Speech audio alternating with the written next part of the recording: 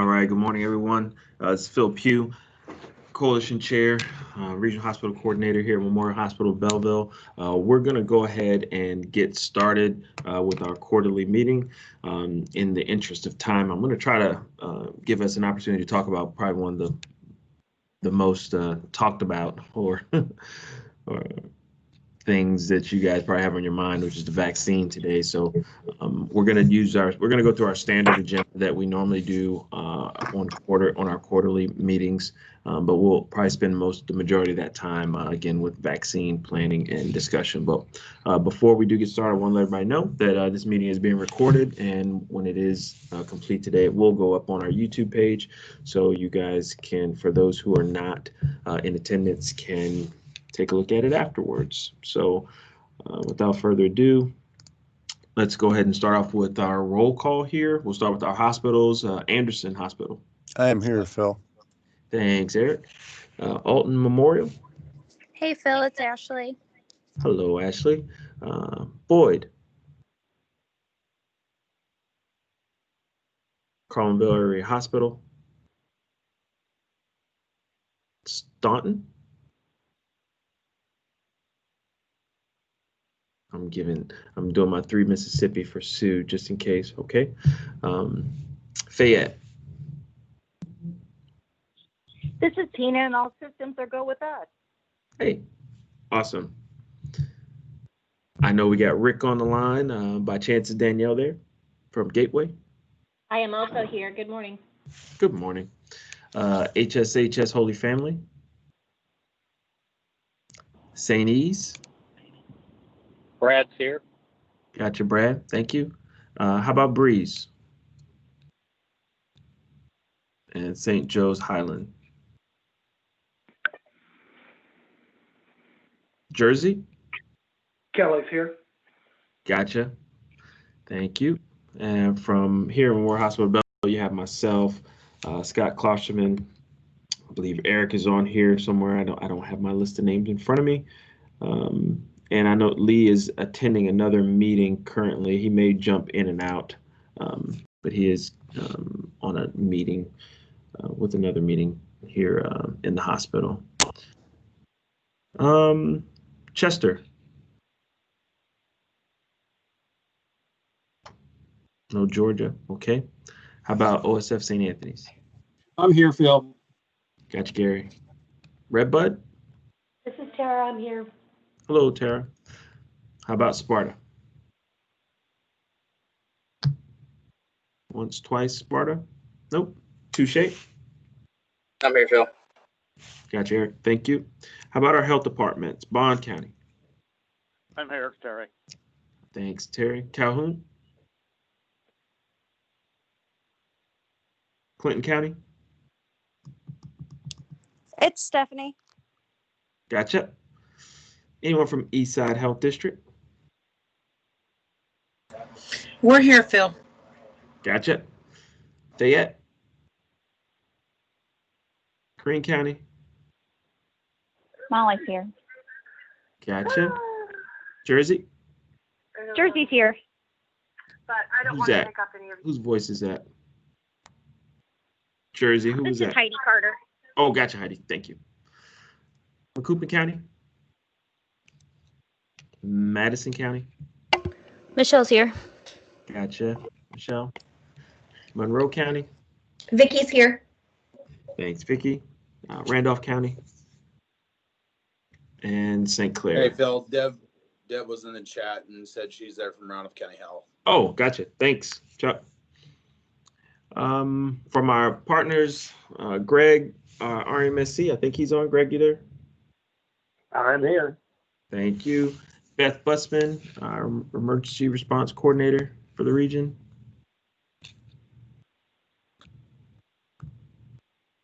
That's 3 Mississippi, no Beth? Okay. Any of our BJC partners on the line? Anyone from our local EMAs on the line, our emergency management agencies on the line? Brian with St. Clair County Amazon. Hey, Brian. Anyone else? This is Renee Cruzy from St. Joseph's and Breeze. Sorry, I missed the first go around. Gotcha. No, thank you. Phil, that's Hey, Phil, Ashley Wright from Holy Family is on as well. Ashley from Holy Family. Okay, gotcha. I'm sorry. Who was that? Sparta Community Hospital.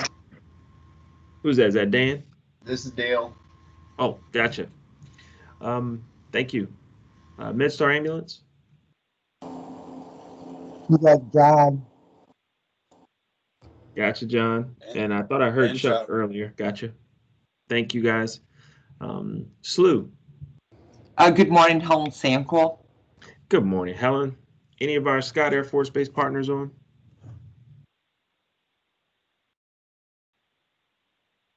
Any folks from STARS or the SMOC on? This is Dale. Gotcha, Dale. And any additional partners, community partners that may be on, this is your opportunity to make it known so we can capture you on there. Please don't all shout out at once. Hi, Stacy Leslie. with Chestnut- Go ahead. Stacy from Chestnut Health Systems. Gotcha, Stacy. Thank you. Was that Leslie from Abbott? Yes. Thank you, Leslie. Anyone else? If you are on and you want to make sure that you are accounted for, always please, you can shoot me an email and I will make sure that we get you documented. So, all right, let's go ahead and get started. We're going to skip over that agenda and we're going to get right into it. So today, this is kind of where we're at. Most of you guys should have probably a PDF of this slide or access directly to the spreadsheet, but this is our COVID census. I have not input today's. I think we still had one more organization, Breeze. So you could probably tell me your numbers and I could add them in. But nonetheless, this is where we're at. Looking at where we were in April, May, seems so long ago, where we were just topping, where our height, we were at around 123, 123 patients. That's PUIs and COVID positives across the region, to now jumping all the way up to 250 plus at our peak. 253 was our highest. Where I'm thankful that we did have a drop off here lately, but I don't think we're just following up with the holidays and or at least this initial holiday of Thanksgiving. So we don't know what this curve is going to look like by the end of the week, or 7 to 10 more days following. Again, today would probably be day 5 or 6 from those who participated in a large Thanksgiving or had travel and came back to our region. And hopefully we don't see a large spike from this, but we just don't know. But this is where we're at today. And again, if I can go back and say in April, May timeframe, Memorial Hospital Belleville was probably taking on 50% we averaged 48% through April and May of the COVID population across the region. I can tell you, quite frankly, today we're somewhere around 16% or 17% of that, because all of you guys in the hospitals have absorbed a ton, as the virus has, spread throughout our region. You guys are carrying the load just as much as we are. So, or as we were, I should say. So this is a shared effort to the utmost degree. So thank you guys for everything that you guys are doing day in and day out. I would be remiss if I didn't say thanks, but you guys are doing an awesome job out there. Try to keep folks focused and motivated. I know they're tired, but we got some help on the way, and hopefully that help will be coming sooner rather than later. So we'll talk about that here in a little bit. I would also be remiss if I didn't look at where we have been and where we're at day in and day out with patient expirations in hospital settings. As you can see, this is a dual-sided graph for you guys. On the left, those numbers are basically the patient census, and then on the right, the blue bars that are going up and down are the average patient deaths per day. So as you can kind of see, we closed out November and 3 deaths in hospital settings a day we averaged across the region. That percentage is actually slightly lower than where we were at our height in May, where we were at 1.4 per day, you know, as opposed to what that census was. But it's still, you know, keep the folks in your hearts and prayers. You're doing our best, but sometimes everybody is just not going to make it, and you guys see it day in and day out. What I would ask you guys to try to keep a pulse on is how your staff is dealing with what's going on in their organizations. And that's not just hospital settings, that's even our EMS crews that are out there. It is stressful. We do have resources across the region. You know, we always talk about CISM, but we still have our mental health resources that we're out there, and we've sent that flyer out several times. I actually got note from someone who actually used those mental health services back in September. And they were thankful that we had the availability of that across our region. Free, confidential, but again, mental health services that we do have here. I cannot thank you guys enough. So whether it's CISM or it's our true clinicians out there that are volunteering their time, our healthcare workers, frontline staff really, really need that support. So please take advantage of it. All right. As we sit as a region today, you saw the census, but this is what the state still looks like. We're all tier 3 resurgence mitigations. I think 2 days ago, we were right at 14.3% here across our region with our positivity data. I know in St. Clair County, we're right at that number today. We're right around 14% today. And if I look across to, let's see, Clinton, you guys have been a rolling 7-day average about 17.1. Monroe County is around 17.6. St. Clair, we're right around 14. Washington County, still pretty high at 27%. Now, the amount of tests that they're doing is very low right now, and you know, it's not as populated as, let's say, St. Clair County or Madison County, but all of those positives affect our number because they do it per capita. So they're breaking that down per 1,000. So our med surge availability and our ICU bed availability is under that 20%. So again, for us to get back to where we want to be, still a long road. Just to get back down to our tier 2 mitigations, we've got to have a 3-day rolling average less than 12% to get back down to tier 2. Same can be said for, we have to also make sure that our ICU bed availability and med surge bed availability is above that 20% requirement as well. So we still got a long ways to go. Any questions about any of the regional COVID data or where we're at today versus where we maybe where we're at, a month ago, maybe where we could be at next month? Any questions or concerns about the data? I'm sure you guys are seeing enough of it. Okay. Hey, great. Phil. Yes. I did have one question, and nobody may be able to answer this, but Monday I got up and turned on the TV, and there was Dr. Garza from St. Louis saying that on Friday, St. Louis was down to 1 ICU bed, and that the closest they could get a patient into an ICU bed was Quincy, and they flew them by helicopter. And when I looked at the numbers, we had ICU beds, and I don't know what particular type of patient it was, but as you all know, Blessing's not a huge hospital. I was just curious as if whether you or someone else had heard that we had an issue being able to take an ICU patient from St. Louis. And when you say St. Louis, are you saying SLU specifically, or are you saying just within the They region. said, no, it's Dr. Garza, the COVID doctor, and he said there was one ICU bed in the city on Friday.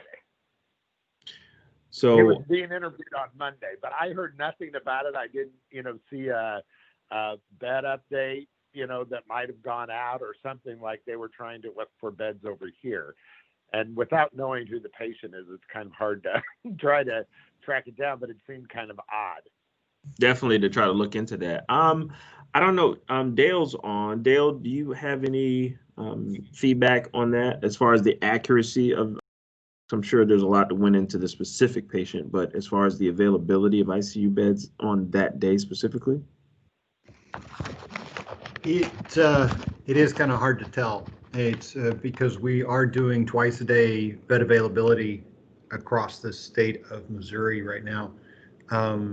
That's a very targeted, and an ICU is one of those. But that said, not all hospitals participate, and just because at 8 a.m. somebody's got a bed available doesn't mean that at noon they do. So yeah, without being more specific, I have a hard time identifying what that was. And I'm sorry I missed the very first part of that, of where that patient was transferred to. But we are aware of patients being transferred, and I think y'all guys are as well, just all over the place based on need and availability, the appropriate care for patients. So, I'm happy to look into anything, but I don't know the specifics. And Greg, you said that was to Quincy. Is that what you said? Yeah, that's what he said. It was transferred to Quincy, which had to be Blessing. So I'm familiar with Blessing, and they're not a specialty hospital that they do have trauma, I think, at Blessing, but it just seemed really odd that because it was on a national newscast on Monday morning saying this, and we heard nothing about St. Louis being down to one ICU bed and not being able to find, quote unquote, a bed in the St. Louis region. So, you try to follow that up because, lots of people see that and questions get sent. And I was just wondering if anybody, might have had a little bit more information to help me. And if you don't, that's totally fine. I just would have thought St. Louis would have reached out to the RHCC or something if they were having that difficulty of finding a bed. Greg, what was that date again? It was Friday. What date? So Friday, it was at the 20. What was Friday? Just a second. So that 25th or 26th? 27th. 27th. Yeah. Okay, let me look up that on the task force briefing and see if I can get something. It's on there. Okay, that'd be great. Because if there's something better we can do to assist St. Louis, we certainly would like to. Yeah, judging by our EM resource reporting for that day, we had ICU beds in quantity available in this region. Indeed. So I know, there's been a lot of discussions, but I have not heard that, and I don't think that was on the surge call on Friday. That's why I'm concerned a little. I had not heard that specific level that we're being down to one ICU bed or so. Okay. Hey, it's John Nowak. I happened to watch that same interview, and he didn't specify which facility or which healthcare system, but he did make that quote. And I'm looking at their daily push out for Friday, and it's not quite what he was talking about. It don't compare to what he was talking about when he was being interviewed. Because on this, it's showing that they have ICUs, but their ICU numbers went way up. Yeah. But it's stating in his media push out from Friday that they only had one. But I did see that interview, Greg. I did see that. Well, I was like, how come I didn't get any calls over the weekend if St. Louis was that tight? But I know they're tight, but that he specifically said that. So, and I don't mean to keep this conversation going. I was just looking to see if anybody had any info, and maybe we can, get some info like Helen to the task force that, we are doing EM resource. Aren't we doing it 4 times a day? And, we could certainly help them try to find a bed closer if, one of our facilities had one. So I will say this, that both the SMOC and the good folks over in St. Louis, and we're tied in. Lee's on every call over there. There's lots of discussion on how to better balance. Specifically, I can say right now, a lot of the EMS traffic that's going VFR direct to Big Barns or specific agencies in St. Louis, and how that's impacting their ability to, and I hate to use the word load balance, but again, be able to, balance the amount of beds and availability across the city and the county for that matter. So there's lots of discussions on that, and folks are trying to work towards at least a good goal. But as far as the full inpatient setting, maybe he misspoke, or maybe he had it framed a little incorrect. Maybe he was saying something in his head that probably came out a little differently. So, okay. Well, with that said, let's go ahead and move over into our traditional agenda. Greg, any updates from IDPH? I don't really have any updates from IDPH in the sense that, as I've told the EMS system coordinators on their earlier meetings and in phone calls with them, that our expectation is that information will be coming out. I know the ACEP made their recommendations, ACIP made their recommendations of who will, be on those top tiers of getting the vaccination. I know that the state will be pushing out the ultra cold vaccine, Moderna, which may follow a week or 10 days after that starts. From what I understand, are shipping direct to providers who are in eye cares. How that's going to be broken up for absolutely sure would be totally dependent on the numbers. They've gone back and forth. They seem a little lower than we first originally thought, but I do anticipate, and any of the health departments can certainly weigh in, a lot of information probably coming in the next week on how that distribution is going to be handled. Indeed, and we'll jump into that here in a little bit from the call that we had yesterday with all the RHCCs. But okay, more to come on that. Okay. So let's move over to, any STARS updates? Dale? Well, Phil, I think you pretty much said what's happening. You laid it out really well.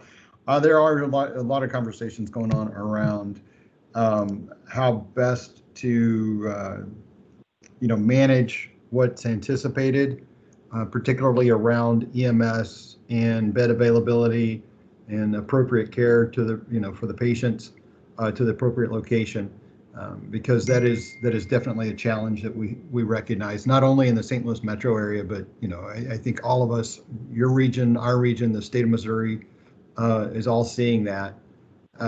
So I think that's probably the biggest concern right now, and we're trying to work through some possible, how to do that, or if the capacity is even there to do it. There's a lot of technologically and other resources to manage that. So hopefully I don't have a better answer, and I can't really lean into any one answer being the solution. But it clearly, based on that earlier ask, it does sound like hospitals, particularly their the control, bed management and transfer management, maybe across the systems, need to improve their communication a little bit. That is one of the pieces of discussion, but there's a lot of moving parts right now. So other than that, that's probably the biggest piece that, we're all concerned. Hopefully the data that is showing hospitalizations going down is will trend that way. I don't think anybody feels that that's going to remain constant though. So I guess more to come, and we'll continue to improve communication. Hopefully those that have made the request, the specific folks, Phil and Lee and some folks, are able to access. It sounds like y'all are able to access now the data sets through EM Resource that y'all are needing. If you have any further questions, just let us know. But hopefully that helps out with y'all's side as well as ours. Indeed. Thank you, Dale. So one thing I would like to follow up, Greg, could you talk to just a little bit as far as the current state guidelines with regard to, I'm going to say on the EMS side, patient choice today. Where are we at? I know that there are some instances where patient choice can be, for the greater good. I mean, we do it when we have weather incidents where we don't want to send folks across the bridge, across the river, because we're probably putting them more at risk driving an ambulance across the river. But today, if a patient is picked up in Randolph County and says, I want to go to Big Barnes, what is John Nowak's crew able to do I want to say, I don't want to use the word legally, but what is the answer in that regard? Even if we know that Barnes is, let's say, not on any type of bypass like we would be or anything like that. They're accepting patients at the ED, but we know what the inpatient side looks like, and they're squeezing. They only got one ICU bed, and the med surge is crazy, and the wait is a very long time. What legally are we kind of bound to as an EMS provider? Every EMS system has a patient choice policy. That is the legal requirement from IDPH, that there has to be a patient choice policy. So the first thing is you have to go back to your own policy and see. Of course, medical control can override the patient's choice. Pre-COVID, it was usually based on the patient's condition that they had to go to the closest facility, because of it not being stable or whatever. So we're in a new era of patient choice. So if there is further restrictions on patient choice, then the system will have to look at their policy that they have now. If it doesn't fit in with what's going on, then they need to adjust it or do a temporary addendum to it, that sort of thing. But every system has their own patient choice policy.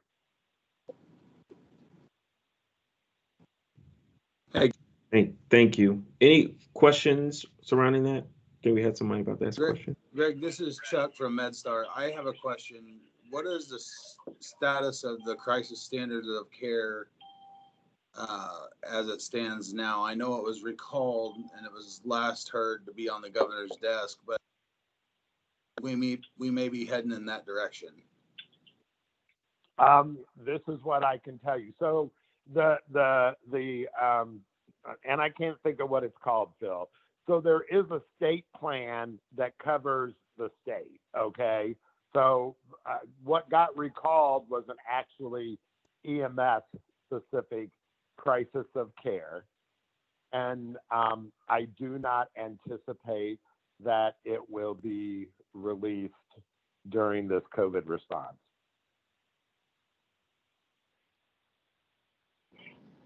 Looking at Missouri's crisis standards of care, it sounds like they may trigger theirs before Illinois triggers ours. So if they go into a crisis standard of care, should we be notifying you so you can pass it up to IDPH? Right. But the actual policy that was recalled and sitting on the governor's desk I'm not anticipating is going to be released anytime soon.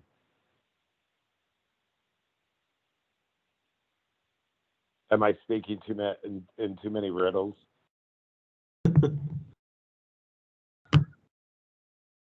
Stars, I was very reflective of a very similar approach, although not being recalled, but not necessarily being a solid plan either.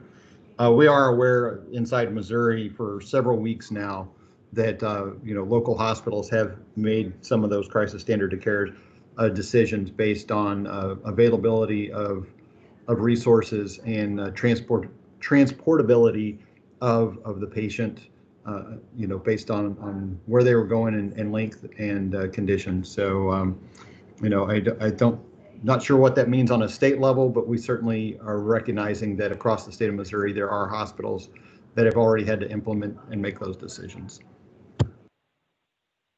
And that doesn't keep any system or region from creating their own crisis standards of care and submitting them to IDPH.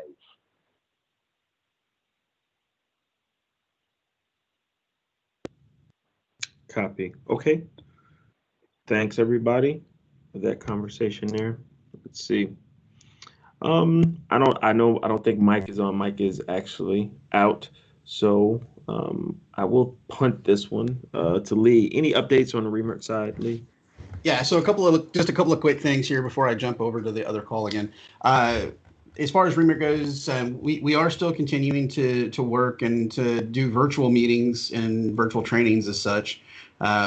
However, our normal meeting, which would be for tomorrow for the month, has been canceled because we're transitioning it to a more select group to talk about the new bus that was just gifted over to SES and REMIT for use as a fire rehab vehicle for those incidents where we don't need a big rehab trailer and a tent and all that. So we're going to be meeting on how to convert this over to be a viable rehab vehicle. And I know Mike has been in communication with Chuck at MedStar regarding a vehicle possibility from them that we can turn into an incident support team. We're doing basically trying to establish a vehicle that could not a command center, but support a command as needed for those incidents where we don't need a big bus full of stuff. But also something that would be more centric to an EMS response as opposed to everybody and their brother response. Really beyond that, there's not a whole lot else going on. We did have a call last week. We got a call out. By the time we got there, they'd stood it down for assist with a missing child. And then earlier in the month, we were called out again for another missing subject call to support them. And again, both times they were found. So with that, I will turn it back. Thanks, Lee. And thanks to everybody working on those projects. Those are, in the midst of a pandemic, we still continue to push REMIT forward. And that's only through the help of those, a lot of folks on this call right now. And some folks who never make one of these calls will donate a lot of time and that process, so into the REMIT team. So thank you. I see Eric Brandmeier had his hand up. Sorry, Eric, go ahead.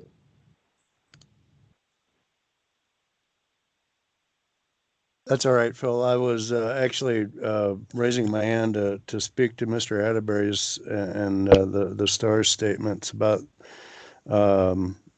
transportation of patients. The thing I would like to add is just a recognition. I'm sure everybody on the call knows it, but I would feel remiss if I didn't say it out loud.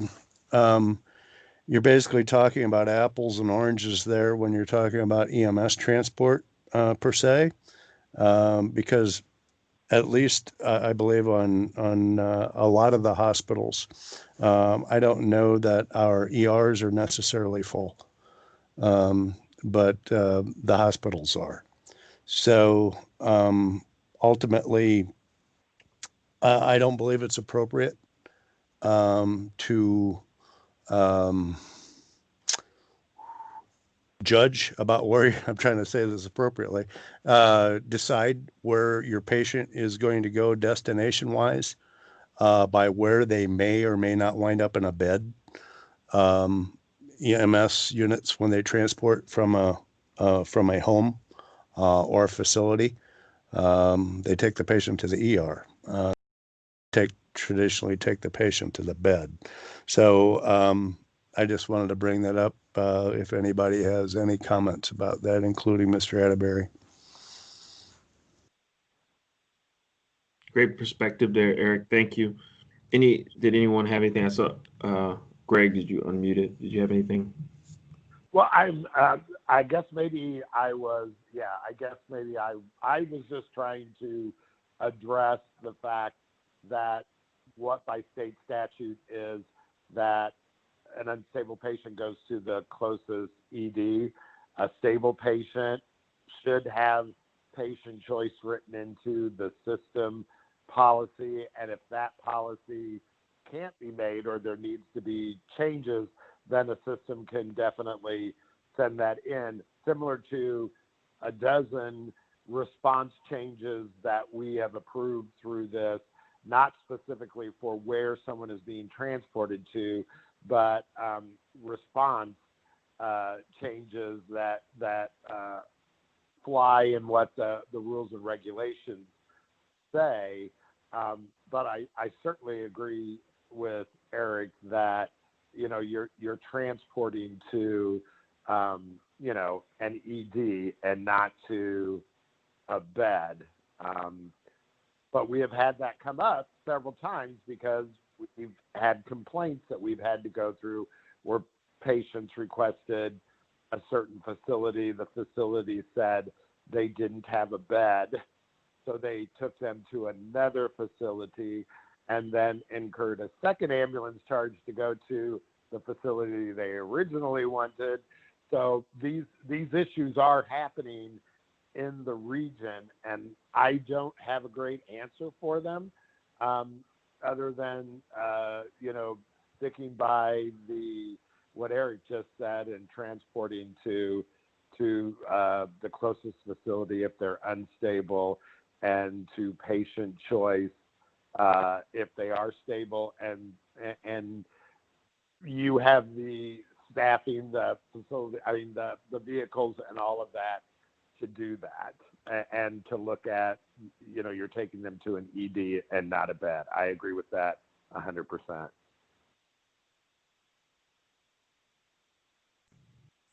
Thank you. All right. All right. We'll see if, I don't know if Sue got an opportunity to join or if Dana is on, but any updates from the mental health team?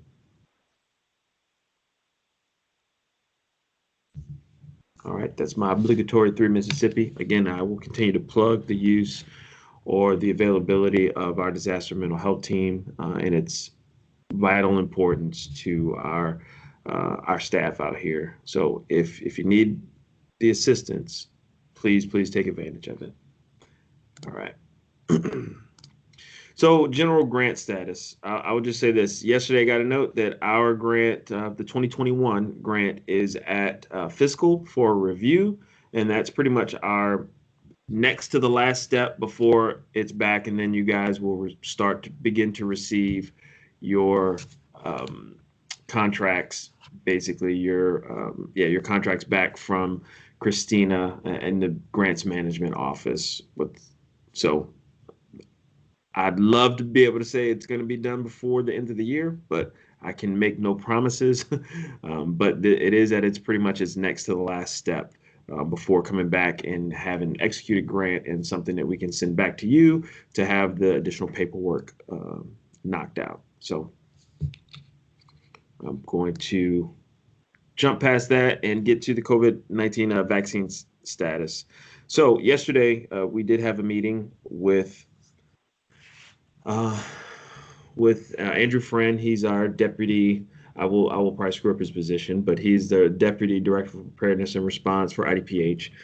He's been in the seat probably 2 months now fully. who took Winraw's place. So he's come in, to right in the middle of a crisis, and he's jumped 2 feet right into the pool. For those of you who don't know, he has a background in fire and EMS. He was a paramedic, and then went over to Saudi Arabia and basically ran the Saudi emergency management program, starting within the hospitals. So very nice guy, very practical and pragmatic in most of his approaches that I've seen thus far. And part of one of the things that he's been very hands-on with is how we're going to work the logistics piece to the vaccine. As you may or may not know, I mean, most of you guys already know that both the EUA, Pfizer has submitted for their EUA. It's going under the ACIP review. So is Moderna. There will be a third right behind that, and then 3 more probably within the next month or 2. But obviously, Pfizer being one of the leading vaccines that are out there, that will be the first one that we receive. So, as you all know, also or at least you've probably heard that there is a ultra low cold temperature storage requirement for both the Pfizer and Moderna vaccines. So with that comes several challenges. One of maintaining that ultra low temperature. You may have sat on a briefing from IDPH or maybe from the CDC that talks about it and how it's packaged. There's tons and tons and tons of things that I can talk to about that, and some of those will probably change over time. What I can say, I just threw this up on the screen, is that this is the type of this is what you're basically gonna see out there if you've not seen it. Over here on the right, this is how it will be packaged. That is the packaging. Those boxes holds 975 5-dose vials in that 0.5 cubic foot box. Okay, each tray within the inside holds 195 vials. That's how you get up to your 975 doses per tray. Must be packed in dry ice pellets, and basically you got 5 days with that box. Once the end user, I'll say that, once it makes it to its distant end, once it makes it to the actual healthcare provider, you've got 5 days in that box unless you're able to receive it ultra cold and store it ultra cold. Outside of that, again, you've got 5 days. So the basic process, these are all the things that I can tell you today. And some of this may change, but this is the best news I can provide you today and how we're going to be moving forward. For the majority of this, it will stick to this script because IDPH had to submit a plan on how they're going to do this logistically to receive these. A few of the handcuffs that we have with regard to the vaccine is that we don't have a ton of ultra cold storage across the state. IDPH just received yesterday 10 ultra cold freezers with 10 more on the way. So they're being evaluated currently, and more to come on that. So Illinois will receive about 110,000 doses. And again, I keep putting the word not vials anytime I talk about this because I think there's been some both vials and doses have been conflated several times. A couple of weeks ago, we thought that we were going to be receiving approximately 560,000 doses for the state. Okay, that's not the case. That's not, we're going to be around 110,000 doses. Okay, for the state. So 24,000 will be for the city of Chicago, 86,000 for the rest of Illinois. Vaccines will probably begin, at least best guess right now, will be received on or about 12/15/2020. So the 15th, so basically 13 days from now, plus or minus a few days, we should start seeing those in the state. IDPH has been working, and they're putting together a basic prioritization list of where those vaccines are going to go across the state.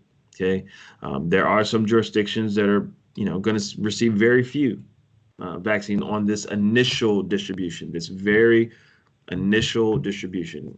So this will be a great opportunity to work out any bugs that anybody has in their processes. So local health departments are going to determine the allocation for each agency within their jurisdictions. Okay, we've all submitted, hospitals have submitted. I know that a lot of folks have been queried on how many staff they have, et cetera, how many healthcare workers you got, yada, yada, yada. So the health departments are going to identify where those are going initially. Okay, this will be a hub and spoke operation, as the RHCCs across the state are going to be basically, I'm going to call it the fulfillment center. They're going to be your Amazon fulfillment center. They're going to be the ones that receive the allocation from the state. Okay, they're going to receive the allocation from the state. So for our region, let's say all in all, we're told that we're going to receive 2,000 doses for the region. I'm just giving a number. I'm not saying that is a number, but let's just say it's 2,000. We're going to receive the 2,000 for the region. The truck will pull up to Memorial Hospital in Belleville with whatever our region's allocation is. Okay. Everyone will receive, all the providers that are to receive some vaccine will be told, you're going to receive, or your health departments, you're going to receive this amount of vaccine, yada, yada, yada. We will coordinate the redistribution of that vaccine. So Randolph County Health Department, St. Clair County Health Department, et cetera, will arrive here at Memorial Hospital Belleville, and any other identified organizations, you will be pre-identified. You will know who you are when it's time. You will know who you are, and we will receive it. We will have all the chain of custody forms, and then it will be transferred over to you. This does not require an iCares contract or redispensing contract within iCares. It basically will be, we're basically just an offloading area, but there will be documentation that we'll have to provide. So you can kind of look at this in Hey, so operation. this is Sam. Yes. So I have to ask, we were just on a call yesterday and we were told completely contradicting information. Correct. This is Michelle from Manus, and I feel like the local health departments are receiving completely different information, or we haven't received any of this at all. Exactly. Yeah, Hold it. Wait. I'm sure it is. Okay. I'm sure it is. But tomorrow, from what I understand, what I was told is tomorrow there's going to be another call. I'll be on that call too, listening. But tomorrow there's a call for the health departments. Do you guys have that on your calendars already? Yes. Okay. Yes. That call is where this is going to be rebroken down again. So yeah, I took every note I could on this call because I knew it was going to be, because, and we were the first to hear most of this. I will tell you that. I'm sorry. When did they change this? Because we just had our call yesterday.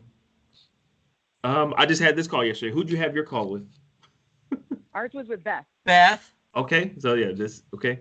So yeah, this is with Andrew. I don't think Beth was on that call yesterday. So there is again another call for you guys tomorrow where this whole thing that I have right here will be re-outlined. So I know it would probably come as a surprise to some folks, but again, I'm giving you exactly what I got from yesterday's call. It's completely different from, I think, what we've kind of already established as some of our draft plans that we had to turn in yesterday.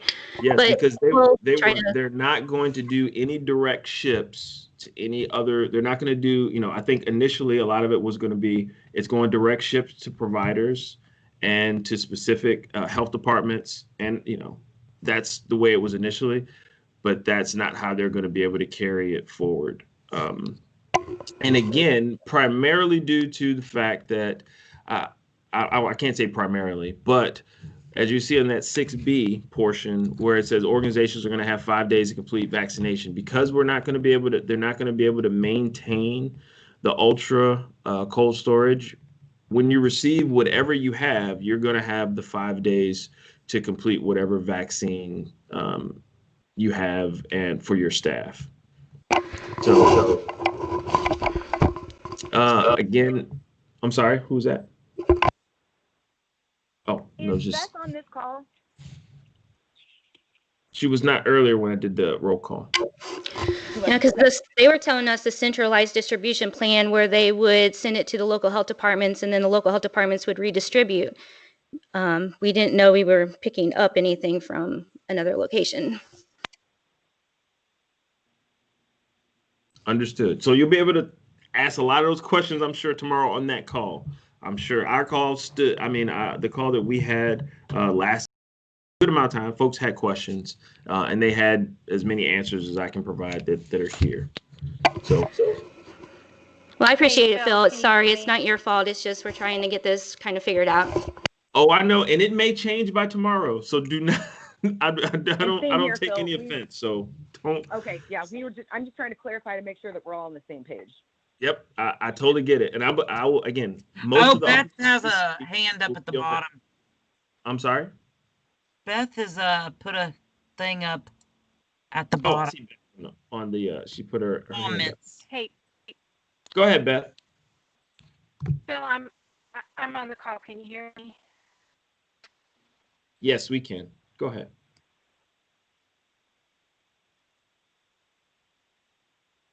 Did you mute yourself again? You're live. Go ahead, Beth.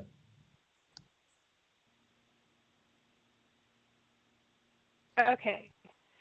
There you go. So, all right. And yes, I had a meeting with my health departments yesterday. We spent an hour and a half almost on this vaccine planning at the local level and the state level, and of course, federal level. I had heard rumors last week about that this may be a process, but we were told that it wasn't confirmed and to stick with the original plan, which is what I did yesterday. I did not know that this was a done deal. So I apologize to my health departments. This is the first that I am also hearing of it. I have an internal call with the vaccination lead, us ERCs all do this afternoon. So I will definitely bring this up. I see some problems with it, which I know every plan has some problems. Biggest one is we're changing this, 10 days out, less than 10 days out. And number two, requiring health departments to go pick up when they are so super overwhelmed and swamped is not a good idea, in my opinion. But if you guys, health departments on the call, have any other suggestions or comments that you would like me to take to my meeting this afternoon, just email them to me and we'll go from there. And I know, Phil, it's not your fault, and I appreciate you passing this information along. No problem. Yeah, and I because things have been changing so rapidly, I want to make sure that, again, I preface everything with, again, this could change tomorrow. This might change. This might change tomorrow. There were some things that we brought up on the call that they were like, okay, we didn't think about that. But for the lion's share of this is kind of how it went down. So I did want to be able to provide it and then at least arm you guys with the questions that you guys can have for your calls. I know you have one today and then the one this tomorrow for all the health departments. So that's, again, I know it's a big deal. So let me just push forward through this and then we'll try to open up for a few more questions. But if you'll look at this in the logistical sense of it, vaccine will arrive here. It will be transported in the boxes and it's supposed to be apportioned for everyone, pre-packaged, pre-everything. You will receive a box of vaccines or tray or however it's broken down for your specific quantity that you're going to get, and the support supplies that go with it. I can't remember if gloves went in there, but whatever the sharps containers, needles, etc., that come along with that, you'll get that. And again, it'll come off the truck. Somebody will sign for the receipt of the truck. I'm presuming that's going to be my pharmacy director or someone he appoints, and then they will whatever chain of custody will go forward from there. But the key will be, if this all holds true, that everyone will have to be here early, not on time. Everybody will have to be here early. So if we're expecting it to arrive at 7 a.m., I'm going to ask that everybody gets here at 6 a.m. so they can pick up whatever they have and can take it back. The biggest key to take away from this is that one thing that will not change regardless of this, if this is how the process or it goes slightly different. The one thing that will not change is you're going to have 5 days with that vaccine to administer it. That will not change. And I think that's important for everybody to make sure that whatever they were planning initially, as we've had conversations about, do you want to do this over time, do it over a 2-week process because somebody could have it in ultra cold storage, yada, yada, yada. We don't have that option now. You really have to have a committed group of folks that are going to receive that vaccine that are prioritized. And I know ACIP is going through and putting their recommendations down, but I don't think they're going to go to the level of, are you going to give it to a medic who is a medic or an EMT? The EMT has pre-existing conditions or comorbidities, but the medic doesn't. Who gets that vaccine? I don't think they're going down that far in the rabbit hole. When I look at the conversations that they had yesterday on the ACIP meeting and the briefing they provided, again, they kept those in large categories. They did not fully break down in a hospital. Is it going to go to your ED first before it goes to your COVID floor, before it goes to your EVS personnel, et cetera, et cetera? They didn't break it down in that level. Again, the vaccine will be limited. So you have to have a concrete idea of what you're going to be using it for. The last thing we want to have is wasted vaccine that's just sitting and never got used. We could have the total opposite. We could have a lot of folks that say, okay, yep, I used it all and I could use more. Or we could have, or we could be in a position where folks feel like, well, you didn't plan effectively enough, or maybe we didn't educate folks enough for them to make an informed decision. And we'll talk about the education piece here just in a second. So again, hospital, IDPH is targeting hospital central staff first. So on that Thursday call, they're going to provide whatever IDPH's direct recommendations are. And again, I'm sure that's based off of what ACIP briefed yesterday in the meeting on the 1st.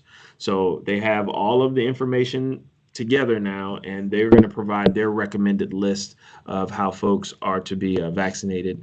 And whether that comes down as a creed or it doesn't, you're still going to have a limited amount of vaccine, and you may have folks that say, I don't want it. And currently, from what I understand, no one is making it mandatory. The state is not mandating it for specific jobs that I know about. Greg, you can correct me if I'm wrong.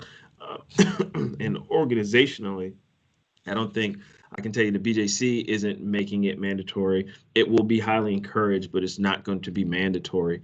So again, education is key. Again, each local health department's distribution will be packaged in 2 separate boxes. That's what we said again. No iCares redistribution agreement is required for this piece. Again, we'll work with everybody here, everybody on this line, and those who aren't on the line on, hey, this is where you need to be, when you need to be. Again, my expectation is that you're there early so we can make sure that you have the most time, when that clock starts running, you have the most time that you can with that vaccine to make sure that you can use it all up. I talked about chain of custody paperwork. Because IDPH does have the long-term or the ultra-cold freezers, they can store stuff up to 6 months. And one thing that Andrew really wanted to stress in that call yesterday is that we're not dispensing it if we don't have the plan fully vetted. If they can hold on to, if they can delay the initial distribution of it, they just want to do it correctly. So whatever comes out of tomorrow's meeting and what goes forward over that next week or so, his goal is, if we, slow is fast, fast is slow. You've heard that term probably before. He used it several times on that. And I agree with that mindset that if we take our time and do it right, everything is okay. They're trying to overcome some unique challenges. Now, that does not mean that in the future we won't have the ability to ship direct, because that will exist. There will be a point in time where you're able to ship directly to whether it's a health department or whatever provider is out there. There will be a point in time where that does exist. It just doesn't exist right now because of how it's packaged. They're not going to, and the limited availability of the ultra cold storage that we do have. So again, I told you they had 10 that had just arrived. They have another 10 that are on the way, and they did ask the RHCCs, would you be interested in maintaining it? I would said that I would be interested. I think I was the only RHCC that sounded off on that call and said, yes, we'd be interested in maintaining a freezer. When I sent these notes to my pharmacy director, he sent me a note back saying, hey, if they're going to give us a freezer, we'll take it. Maybe we can have the one that that BJC just purchased for us here. Maybe we can give that to another hospital, whether it goes up to Alton or somewhere on this side of the river, so we can help support the region that way.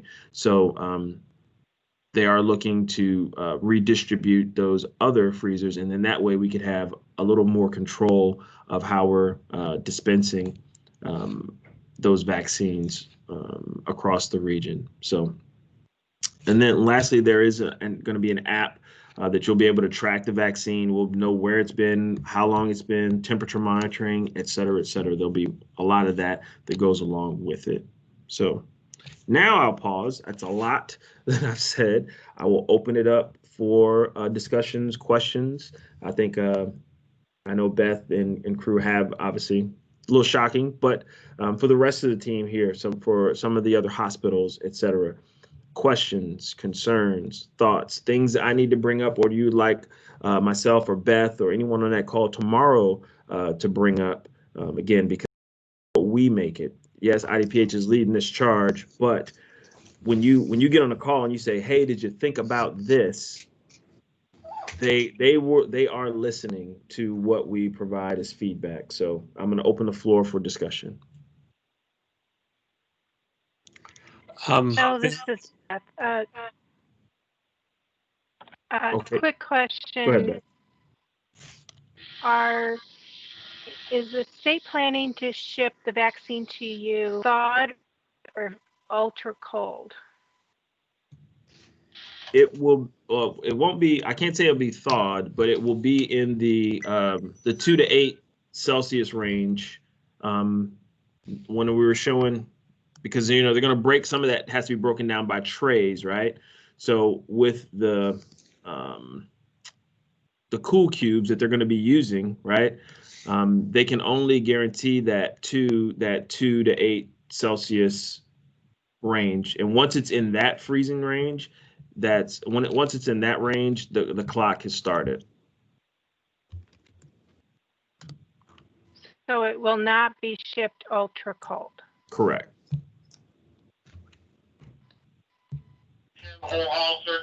Okay, there was someone that was about to ask a question. Yes.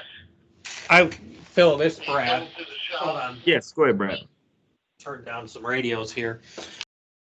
We're all having a lot of meetings, and I think this is a good platform to share some of the things that come up at these meetings that are good ideas or something that somebody, didn't think about. And we've been paying a lot of attention to the timing of delivery of trying to quickly administer and so forth. But the one thing that was news that I kind of caught this morning, and when we were meeting with our pharmacist, is that part of the logistical delivery of this vaccine, it's my understanding it has to be, and I don't know the terminology, reconstituted. Then you only have 2 hours to deliver that vaccine from that point. And so part of the planning that you're going to have to do is, knowing the numbers of how much to prepare for that 2-hour period of time without losing the vaccine. And that is something, as we've been working on our plan probably for a couple of weeks, that we did not have as part of our plan until now. We've got a meeting to try and figure out how we're going to handle that. But is that understood, that that's the way that the delivery goes, that you have to reconstitute it, and then your timeline is really, really tight? Yes, thank you for bringing that up, Brad. Yep, because it is the pellets. It is, you know, the way that it is, the way that it is frozen, and then once you do reconstitute it, you are on another short timeline. Again, hence the reason I'm saying that we won't have the luxury at all to be like, oh, okay, we really have to be. If we go back to our original kind of thought process when we talked about this a month ago, Dr. Little, they were talking about this they were talking about the distribution, administration of it in the same sense that we were to do our anthrax with our doxy and ciprofloxacin. In that time frame, they want to be able to, they wanted a 12, 24 to 48 hour, plan to get it out, get it used, etc. Now, in that sense, you'd get a 30-day supply of doxy, but you just had to get it in someone's hands. In this case, you have to administer that vaccine in, kind of a 24 to 48 hour time frame. I think that's where we should be leaning towards. Now, what does that do for us as hospitals or as EMS providers? Let's say in our hospital here, we've targeted our key, most essential folks. We put together a list. This is our list of folks that we're giving it to in order from 1 to 26, and we did it by department and role. Let's say we do 300 our nursing, we do our ED and we do our COVID floors. We get 300 nurses, the vaccine. Now they all have minor side effects as we would, like with the flu, muscle aches, pains, maybe spike of fever. We have to be prepared to not only dispense this in this short time that you're pointing out, but then be able to deal with whatever aftermath comes with that in a short amount of time. So you're going to have a lot of people with a lot of potential symptoms. And, how are you managing that? Are you telling them to call off? Are you telling them with the knowledge that they just received this vaccine that you should still come in? Does their PPE change when they're in and around the hospital, outside of just traditional mask wear? There's a lot of things that are tangentially, along with that. I don't think IDPH is going to provide us all the answers for that. So, yeah. Those conversations need to be had, and more often than not, they have to be had at the local level. We are open to facilitating any other additional conversations with vaccine planning. So to meet those 2-hour timeframes, the 5-day, the 2-hour, et cetera. I know we've provided as much documentation as we could on vaccine planning, but key little elements like you're pointing out are the nuances that you have to make sure that you incorporate with that plan. Those vials are, 5-dose vials. So, how you package it, and once you do have it in your local freezer or what have you, before you administer it in your hospital, it does kind of, if you're going to do an appointment system, it does kind of need to be definitely planned in and factored in. So thank you for bringing that up. Any other conversations around that topic or questions, concerns? Hey, Phil, it's Michelle. Yes, I just want to clarify that what you were saying, then all Madison County vaccine providers will then come to you to receive the vaccines until they can get that direct shipment? I don't believe it's going to be the providers directly. I think it's going to go to you, to the health department. Okay. That you would pick it up. Now, there may be a few hospitals. They did say there are going to be some circumstances where, maybe it's a direct agency, not or organization, not just the health department that's going to show up. But I think more of that to come. I don't know that list specifically, but they will provide. That's the thing they're going to say. They're going to provide a list of all the organizations going to which location and what they're to receive, similar to the remdesivir distributions. Even though those, just said like region 4, these are the 4 hospitals or 5 hospitals, and this is how many vials they're going to get, or cases, or however they broke it down.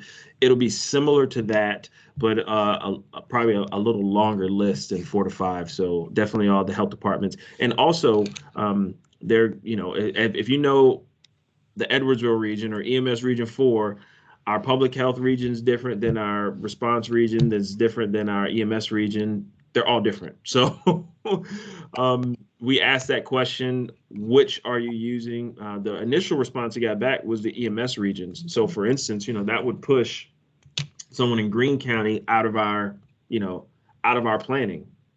You know, the folks that are in EMS region 3 wouldn't be coming here. They'd be, you know, going to whoever in Spring, you know, up in Springfield, or what have you. So those are things that, you know, some of the nuances, again, that we just don't see every day with how we're set up, but will have to be reckoned with when that list is published. Hopefully that list is published a lot sooner rather than later, but I'm sure that they definitely need the feedback of all the health departments on your call to make sure that they vet that list properly. So. Gotcha. Thanks, Phil. This is Danielle from Gateway. I have a couple questions if you know Yes. the answer. I'll try. I won't make up anything, I promise, Danielle. I'll just say I don't know. I won't. I think there was a lot of talk about security measures in the beginning, like maybe all this vaccine would be coming by the guard. So is there anything we need to consider in any of that transfer of vaccine from region to health department to facility, security-wise, because it could be something that would be a desirable product for others to have? And my second question is, did you hear at all, like, what percentage of vaccine is coming out compared to what places requested for the region? I know everyone filled out that spreadsheet with your capacity and your need. So it would just help in planning to know that if you're only going to get 10% of what you asked for, how to prioritize that vaccine. Those are great questions. I will say, and you know, Beth, don't shoot me, but I think in the conversation there was that that's going to come back to the health departments, and what they were saying is what you planned locally, what you planned locally, what you planned locally. That's what they kind of alluded to, because the number isn't what we expected. You know, at some point that conversation is going to happen, and I just don't know how that is going to be communicated directly. So the end result will be a list with a number on it, with basically saying, okay, St. Clair County, this is how much you're getting, you know, now you apportion it. So I'm not sure if that's going to be, you know, a list that Sam owns, that Sam Bierman owns specifically, if that makes sense. Well, even, this is Michelle again, I'm sorry, even that number of allocated doses that you mentioned in the beginning is different than what we received as well. So it's kind of hard for us to play the allocation number game if we aren't getting the correct number of doses. So did you get, let me ask you a quick question. Oh, before I ask you this question, Michelle, and I'm going to ask this question to Beth and Michelle, all the health departments that are on, but I'm going to go back just to your other question, Danielle, about the level of security. They hadn't outlined that on the call. I do think that's something that maybe we can bring up tomorrow on the call. But they did say that the logistics are being, you know, what they have tried to do is try to stop, I don't want to say burdening is not the right word, but leveraging non-logistics personnel for doing this job. So a lot of times we had some of the IDPH folks that are not professional loggies do this. So my inkling is that they will make sure that security is taken care of. I don't think that it's going to be one of those things where, you know, it's like a convoy of things. It's not going to be that much. So there's going to be one, it'll probably just look like a normal truck coming up to deliver gloves and saline flushes to your hospital. So, but I think we can make sure we ask that question. Okay.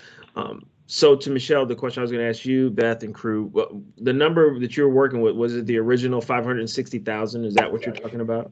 No, we were given the other day 85, or what was it yesterday? 85,000 doses.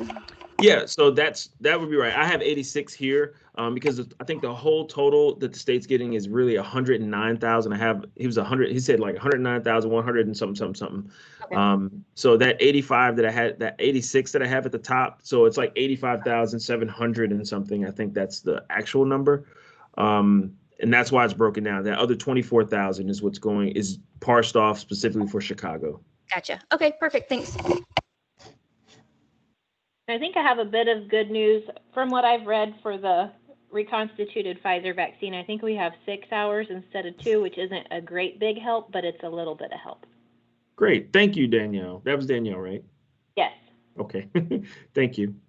Yeah, I was going to try to look that up right here when Brad brought that up, but I do know that, yeah, you don't have that much time once you got it. You can't just let it sit around after that.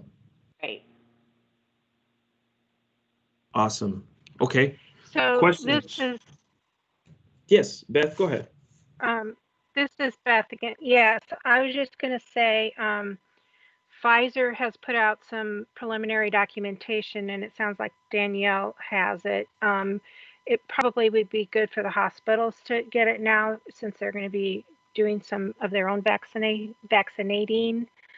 And it is a little bit tricky to administer this Pfizer vaccine.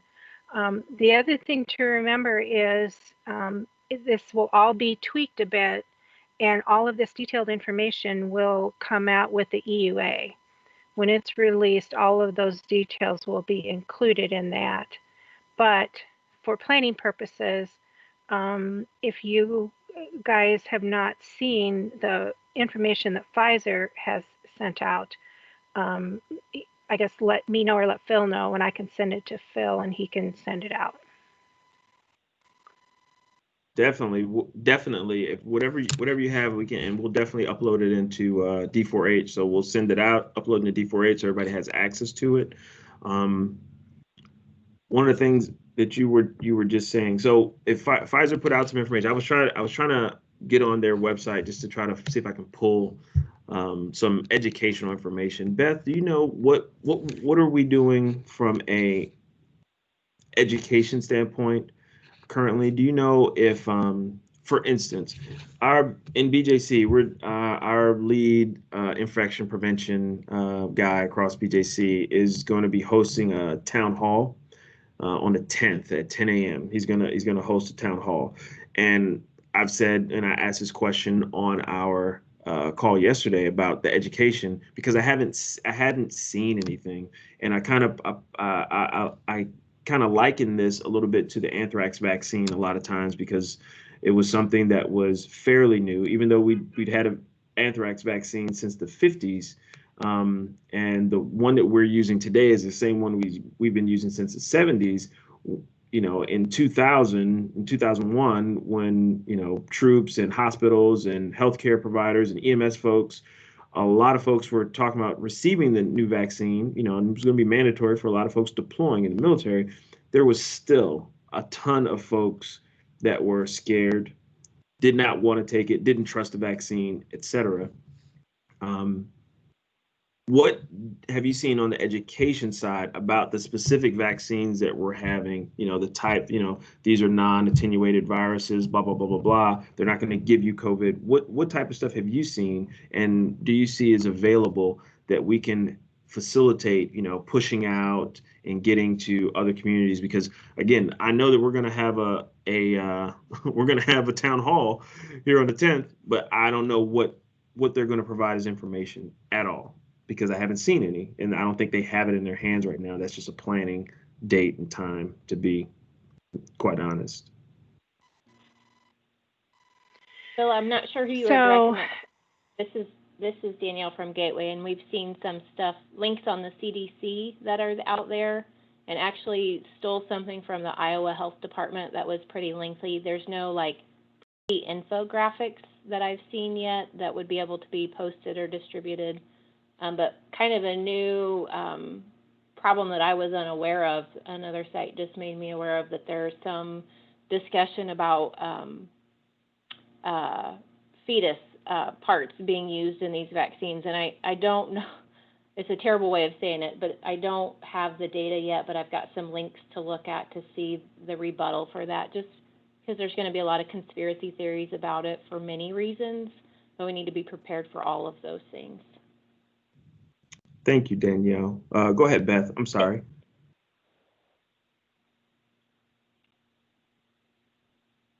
Beth, are you No, muted? all I was going to say was IDPH is, I'm very aware. They are working on a PIO campaign for the general public in conjunction with CDC. I hope that they get it out soon. But yeah, the state is very aware of that and hope to get all kinds of media information out there. And I'm sure the CDC and the FDA and all those other organizations will too. But yeah, expect to be that there will be some pushback and some anti-vax outcry as well. Yeah, so another thing that came up yesterday on our call was, go ahead. No, please go ahead. Go ahead, please. Okay, so another thing that came up on our call that, as Danielle said, I have it, but I haven't sent it out yet, is there will be lots of people giving vaccine who do not normally give vaccine. It's not their normal job, but we will be hopefully enlisting them to assist with this project more when we get further down the line.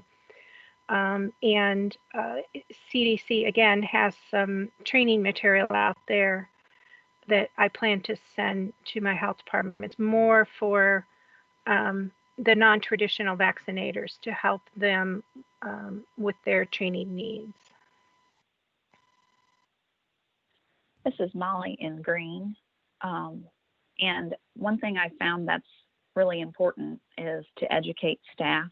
So not only the health department staff, but hospital staff, any links like the CDC about mRNA vaccine, all of those things, sharing them accurate information and what's truly going on, and sharing that with staff will be helpful because they're your messengers. And if we got health department staff or hospital staff that are saying things, then it doesn't help the whole situation. So we're working on educating our staff. The other thing we saw was that there are people that participated in vaccine trials, and we shared one on our Facebook page of a perspective of somebody that has done that and why they chose to do that and how they felt safe. Those are good messages, I think, to share. But I do think education of our staff is very important. Thank you so much for that, Molly. That was great perspective there. Okay, anyone else?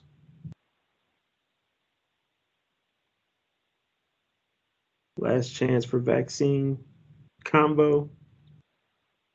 All right.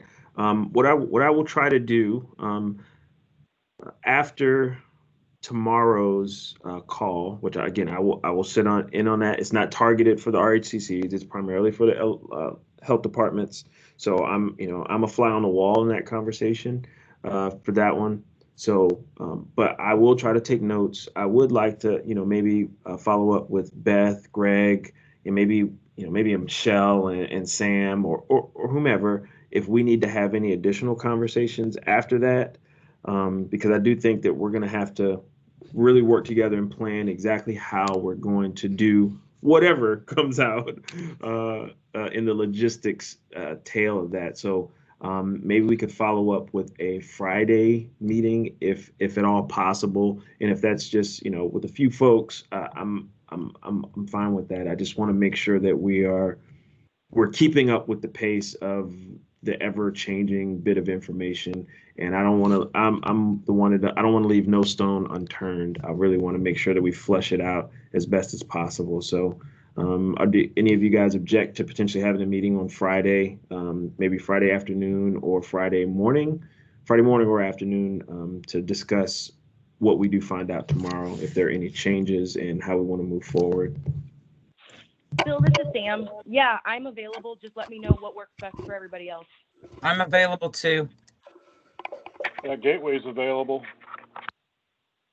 Awesome. So I'll probably put together a meeting for a smaller group of folks. When I say smaller, it's probably won't be for the entire coalition is when I say that. But that'll be health departments, hospitals, and hopefully we can get Leslie and or Chuck or John, our big EMS providers, on that call as well, just to kind of follow up and see exactly what we're going to do, because we haven't even talked about how we're treating our EMS folks just yet. So, but we're still working those issues. All right. Hey, Phil, real quick, this is Beth. Yes, go ahead. What is your capability today for ultra cold storage? So we just received, or last week we received our ultra cold storage freezer, and I have to get another update from Ryan, but his initial estimates, my pharmacy director, his initial estimates that we could store probably 6,000 doses. It may even be more than that, maybe 9,000 doses. And he said it could be more than that. Yeah, it was 9,000 doses initially is what he thought based on the packaging, on how he saw it being packaged. So, but I think we may be able to store more than that.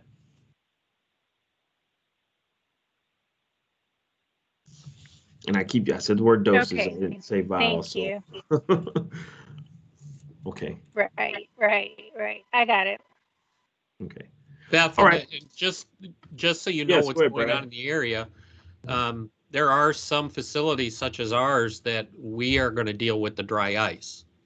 We're ordering coolers to store 200 pounds of dry ice here, and we're going to have strategic like dry ice constantly restocked and so forth to be able to utilize the coolers that they're shipped in if we have to hold on to them in that manner too. And I do believe, talking to the dry ice vendor, that there are some other hospitals that are doing the same thing. Yeah, I would not doubt it. I know there is a slight dry ice shortage going on right now because folks are trying to be prepared, which is smart. One of the things that I would say that when you guys go into that mode, and trying to be prepared for that, is that after this, probably the way it sounded in the call, and again, maybe this changes, but this is going to be the first hack at it, right? So the future should be a little easier, especially as Pfizer is able to ship smaller doses and will be able to ship direct. So you can do a little more targeting, just because the initial push isn't going to be that streamlined yet. And as you've probably seen on the news, whether you're watching local news or you're watching the global news or cable news, FedEx, I think FedEx just purchased another 10 aircraft to help with this process. And the military is involved, and your state guards are involved. This initial push is the one that they're really worried about. I would say probably 30 days, as close to 30 days from now, it may be a little more streamlined. And because as other vaccination producers are going to be able to ship in smaller packages. So keep that in mind as well. So the hard part is going to be right up front. I think over time, it should get a little easier within the healthcare space. Now, the general populace, general public, once we get to that phase of it, which is was at 1C, I don't know where we're at. I got to go back in the timeline to take a look at it. But we're really talking about the 1A, which is healthcare personnel and long-term care facility residents. That's going to be the 1A group. So, all right. Let's see. Okay, quickly, D4H requests. So just as a quick reminder, I need you guys to make sure that when you're going into D4H, make sure that you're selecting for anything that's especially for pandemic planning, task force, anything, supplies, that you're in the regional pandemic response when you're making those requests. You'll go to the Hope Resource Request tab over there on the left, select your, whether your hospital, health department, etc. That's where you want to put in the request. Please don't put it in the Hope Coalition Daily Operations. Matter of fact, we may just archive that, not archive it, but just turn it off so no one goes in there. But we did receive a few requests through the daily operations. We're going to operate out of the regional pandemic portion until we are out of the woods on that, and that's probably going to be next 5 to 6 months at the minimum. So just as a friendly reminder there. With that, I'm just going to open the floor. We've gone about an hour and a half, so I want to open the floor up to the coalition. What's on your mind? Questions, concerns, needs? This is Rick at Gateway. Yes, sir.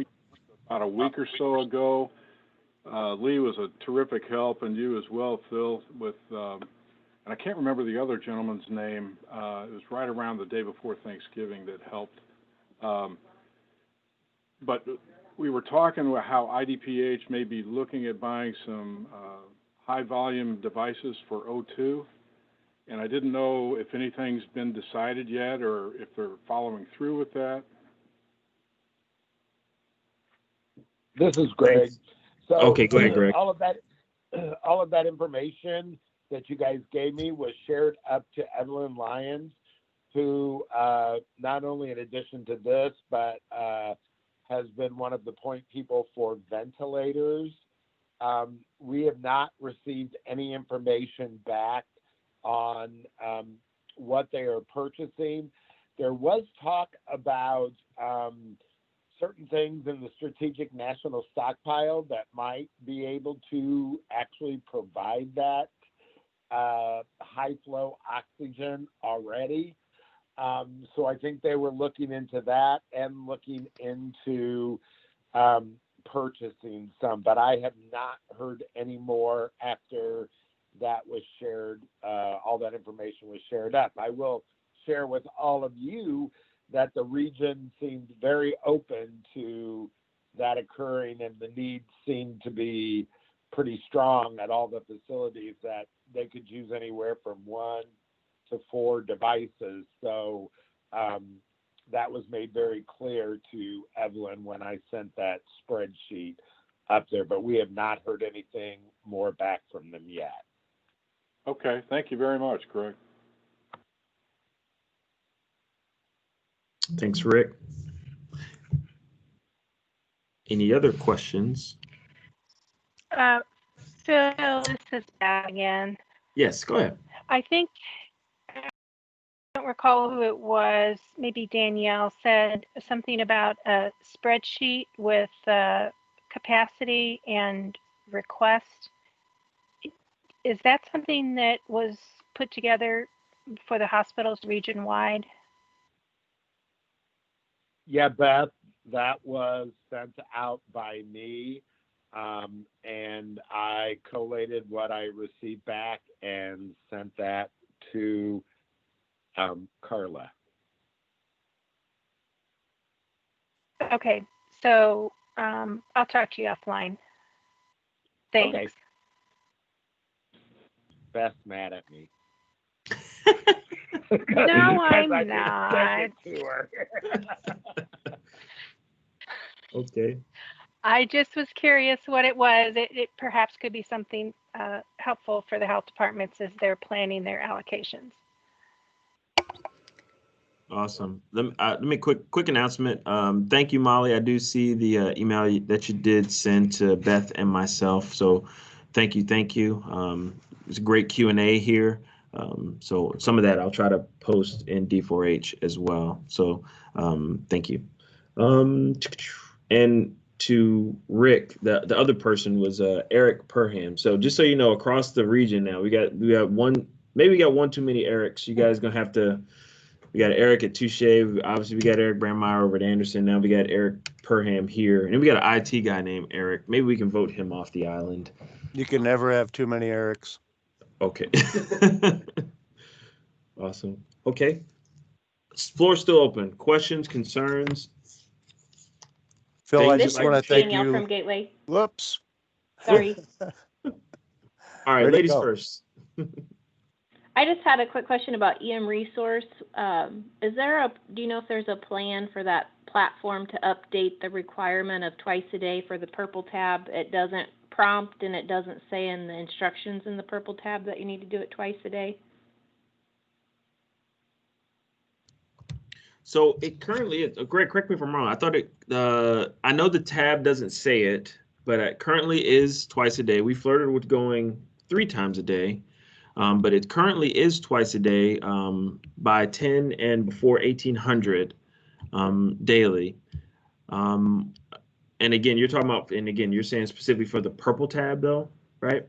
Right, because I think you get the prompt for the 10 a.m., if you're late. And maybe you do for 6, and I just haven't done it I don't that think often. I don't think you get one for 6. I'll be honest. I don't think you do get one for 6. I'll try to find that and send that out, Phil, and you can send that out to everybody again. Okay. On the guidance from Ashley on Yep. the reporting requirement. Yep, we'll do. Okay, Yeah, it just great. would be nice if the system would tell you when you're in it, like, well, I'm putting it in at 10 this morning, I need to do this part again at 6. There's nothing to remind you in the system. Yeah. Yeah. Yeah, we can probably have him set one of those alerts. Okay. Gary, I see you got your hand up. Yeah, Phil, this is Gary. I appreciate you posting all this information in D4H and continuing to do so. I almost lost my train of thought here, but I'm getting more comfortable with D4H. So yeah, if you could keep posting that information, what we talked about today, that would be great. And I know that things are changing very quickly and there's updates. So there's very valuable information. So we appreciate it. No worries. No worries. Thank you. Thank you. Eric, I thought you had something a little bit earlier. I do. I just want to spread some love. It's almost Christmas time. I would normally take you out for lunch. So I want to thank you and your team, Phil, for everything you do for us all year round. You're really appreciated. Don't think you're not. And I just want to let you know. Thanks. Here. I agree with that. I think Phil don't get the credit he deserves, and I'm totally on board with that. Oh, thanks, guys. You're making me blush. But it's all on you guys. You guys are doing all the hard work. Lee's back here. He's I can't put more stuff on his back than I've already got it. But the other guy you're looking about, when I was telling you about that, is Eric Perham. So Lee's going to have a little help here soon as he keeps continuing to get his feet wet. And he'll be a great asset as well to the region. So thank you. We try. Scott's also doing a lot of marvelous work. If you don't know, he's been trying to get us some education stuff, even in the midst of COVID with the restrictions. He's trying to put on more things. Still very difficult. So he's been the email guru lately with different vendors around. But obviously, the primary fight is us trying to work through COVID. Let's get these vaccinations out. We'll do it first time. We'll do it right first time. And we'll make sure that you guys are safer out there. And hopefully we'll have, more and more vaccine. And maybe 6 months to a year from now, Eric, you can then take us out to barbecue. I still owe you a barbecue though, but we'll take you to the Beast when you can come back down here and we can sit down around a table. So anybody? Oh, I see a hand. Gary, did you put your hand back up or no? Or was that just an accident? Yes, sir. Now I remember my question. I kind of got distracted. In D4H, is that going to be in the library? You're going to post the rest of that information? Yes, I will. Yep, I'll post them out there, and then we'll post the little thing in the log that says where it's at. So you'll probably get a notification when it does get posted. Okay. Anyone else?